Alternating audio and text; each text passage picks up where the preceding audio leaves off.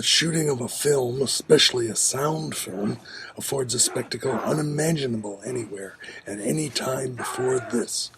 It presents a process in which it is impossible to assign to a spectator a viewpoint which would exclude from the actual scene such extraneous accessories as camera equipment, lighting, machinery, staff assistants, etc., unless his eye were on a line parallel with the lens.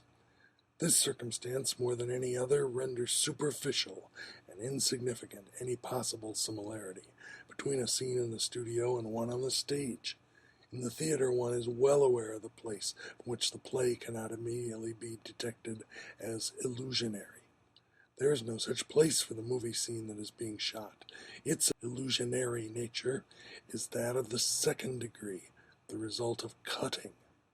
That is to say, in the studio, the mechanical equipment has penetrated so deeply into reality that its pure aspect, freed from the foreign substance of equipment, is the result of a special procedure, namely the shooting by the specially adjusted camera and the mounting of the shot together with other similar ones. The equipment-free aspect of reality here has become the height of artifice. The sight of immediate reality has become an orchid in the land of technology. Even more revealing is the comparison of these circumstances, which differ so much from those of the theater, with the situation in painting. Here the question is, how does the cameraman compare with the painter? To answer this, we take recourse to an analogy with surgical operation. The surgeon represents the polar opposite of the magician. The magician heals a sick person by laying on of hands.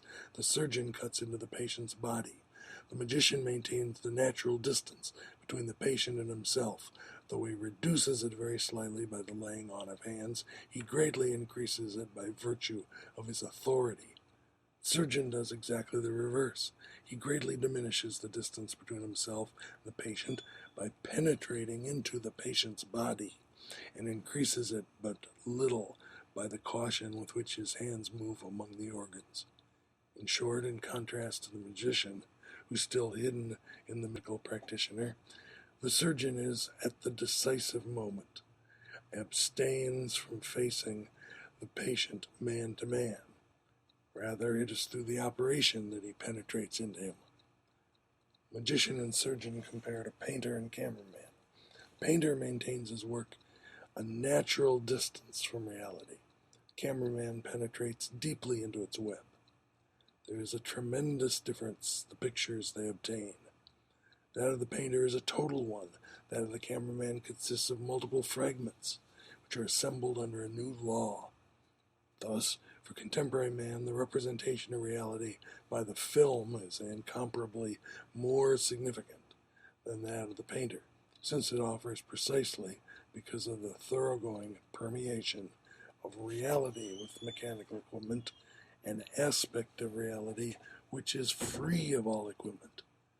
And that is what one is entitled to ask from a work of art.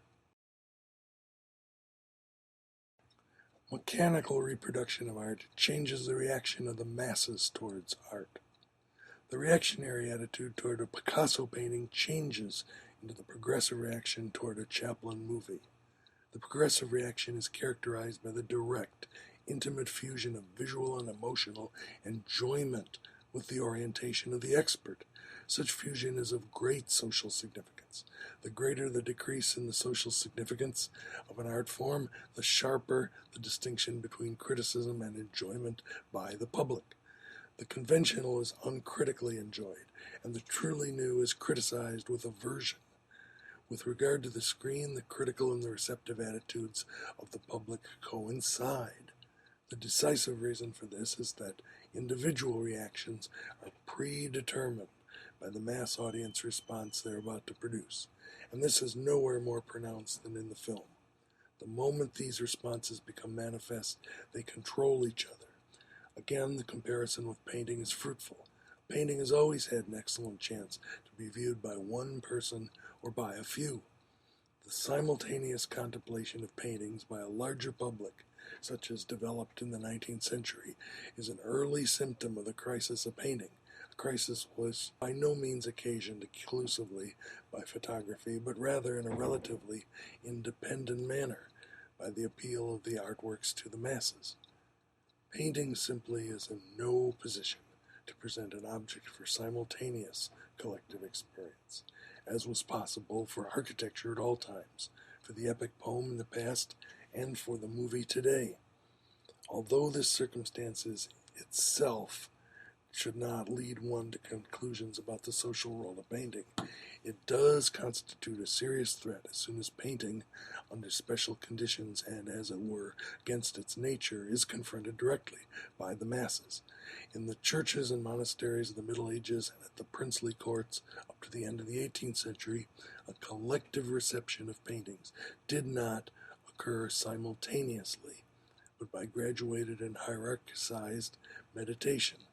The change that has come about is an expression of the particular conflict in which painting was implicated by the mechanical reproducibility of paintings.